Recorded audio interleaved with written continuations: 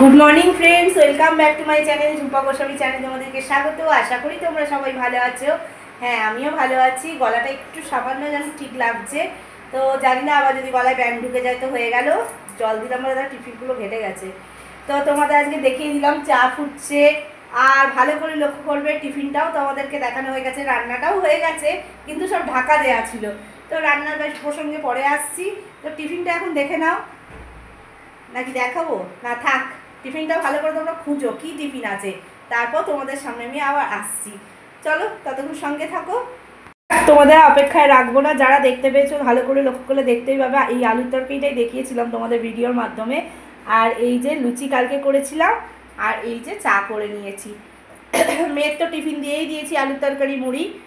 আর তোমাদের দাদাভাই তাড়াতাড়ি ভাত খাবে বলে একটুখানি মুড়ি তরকারি দিয়ে খেয়ে মেয়েকে দিতে চলে গেছিলো। এই আমি খেয়ে নিয়ে তোমাদের দাদাভাইকে খেতে দিয়ে দেবো। আর কাজ তো আছেই সারাদিনের। চলো, সারাদিন সঙ্গে থাকো। কি রান্না করেছি না করেছি সবটাই তোমাদের সামনে পরে আনছি।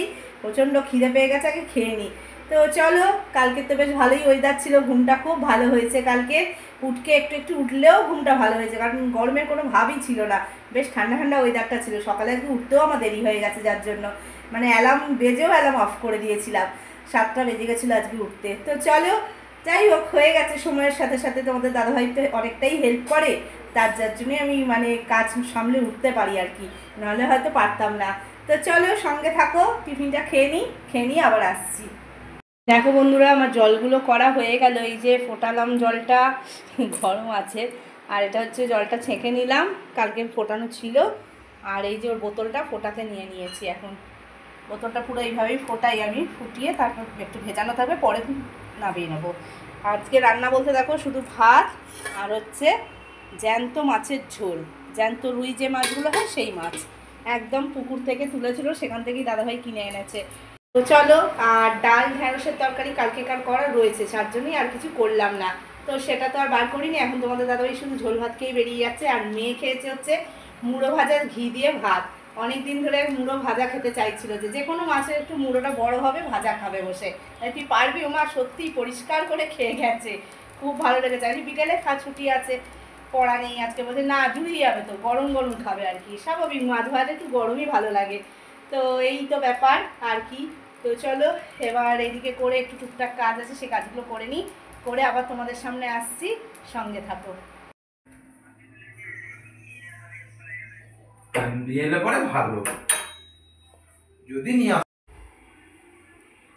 দেখো কোথায় উঠেছে, দেখো আমার হনুমানটা, দেখেছো?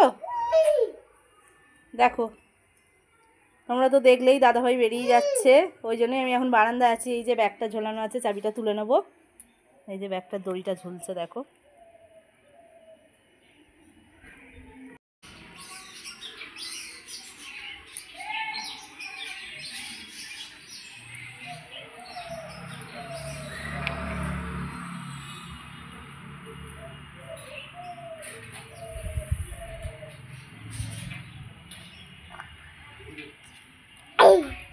টাটা কর বাবাকে। কিচ্ছু দেখো না, অনেকটা দূরে বলে অস্পষ্ট হচ্ছে, তাই না বন্ধুরা? তো যাই হোক, বেরোক, চাবিটা তুলে নিই। এই যে সাইকেলটা নিয়ে যাবে, বাস স্ট্যান্ডে রাখবে, তারপর মনে হয় বাসে করে যাবে, একটু দূরেই যাবে আজকে। সাইকেলটাই সব গো আমার বরের, হওয়ার কথা আছে না।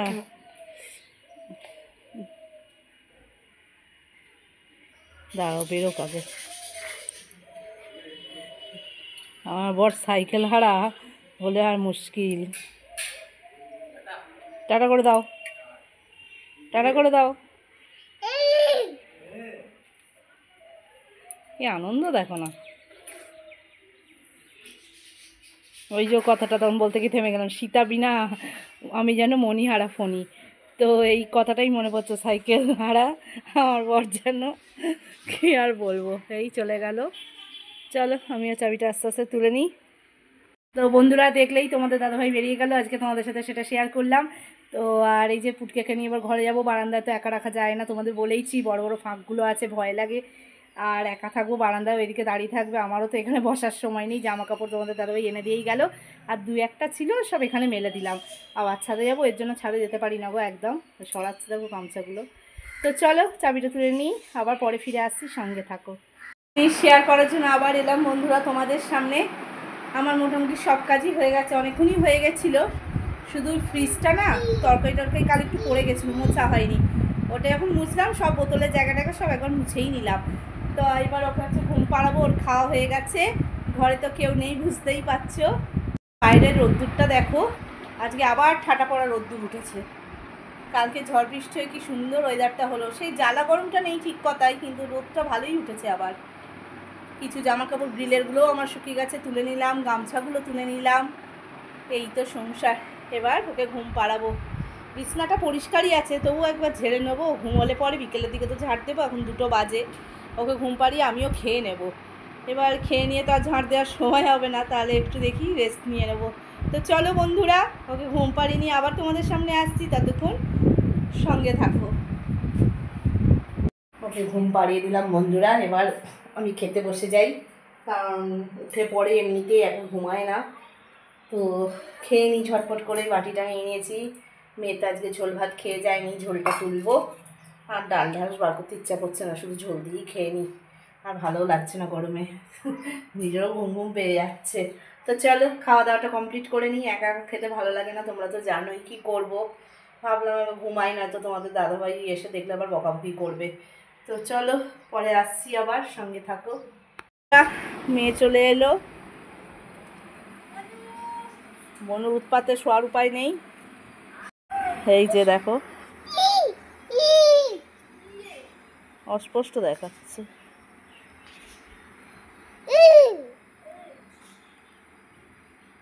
বোঝা যাচ্ছে না। এই যে দেখো হনুমান উঠে পড়েছে আবার, দেখছো, দেখো।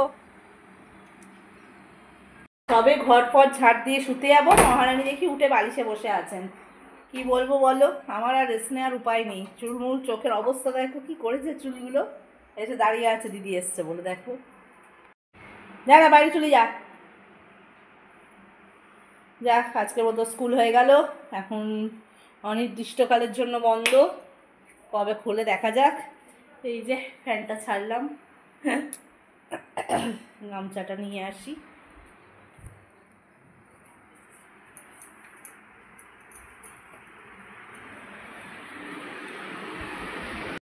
দেখো দেখো দিদি উঠছে, আর ওর কীর্তি দেখো কিভাবে উঠছে, দেখো সিঁড়িতে, দেখেছো, দেখো কি বলবে বলো। রাখ ওখানে, পড়ে যাবে কিন্তু।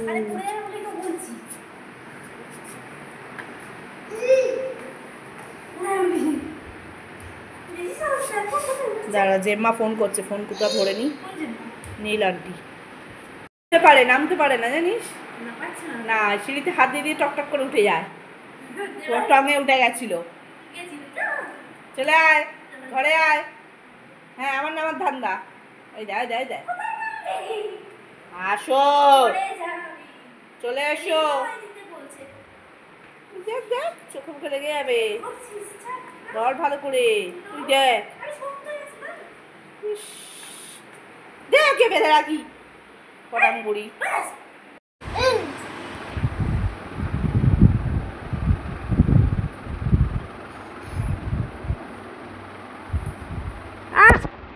গুড ইভিনিং বন্ধুরা, সন্ধ্যায় তোমাদের সামনে আবার ফিরে এলাম, সন্ধ্যা দেখিয়ে। সন্ধ্যা অনেকক্ষণই দেখানো হয়ে গেছে, তো এখন দেখো কি করছি তোমাদের সাথে একটু শেয়ার করে নিই। এই যে দেখো, এখানে হচ্ছে চা বসিয়েছি। তো তোমরা যারা আমার অনেক আগের ভিডিও দেখে থাকবে তাদের সাথে পরিচিত তো আছেই, সেইখানে আমরা খুব আনন্দ করে দিন কাটাতাম।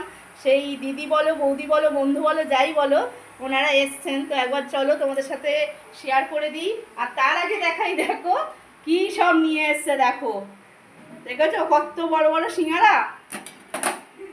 এই দেখো, এই দেখো, ভয় পাচ্ছে, দেখো না, লজ্জা পাচ্ছে। ওরে তোর জন্মদিন শেয়ার করা আছে, ভালো আছিস? হ্যাঁ, খুব ভালো আছি। তো খুব মিস করি সেই দিনগুলো। এই যে সেই মিষ্টু দি, তো তোমাদের সাথে দেখো অনেক আগে পরিচয় আছে, আর মেয়ে দেখো চিনে গেছে, উঠে পড়েছে তার জেঠিমার কোলে। তো চলো চাটা করে ফেলি, চা করে আবার তোমাদের সামনে ফিরে আসছি। তো একটু তো ব্যস্ত হয়েই পড়েছি, বুঝতেই পারছো। তো আবার দেখা যাক কখন তোমাদের সাথে আসতে পারি। তো সঙ্গে থাকো, যতটুকু পারবো তোমাদের সামনে তুলে ধরবো। আবার আসছি কিছুক্ষণ পর, আবার তোমাদের সামনে ফিরে এলাম এতক্ষণ পর। এখন প্রায় 9:30 বাজে। তো দেখো ওরা এই বেরিয়ে গেল জাস্ট। তো মানে ওই ভদ্রলোক দাদা এলেন অনেক পরে, তোমাদের সাথে আর সেটা শেয়ার করা হলো না কথাবার্তা বলার জন্য।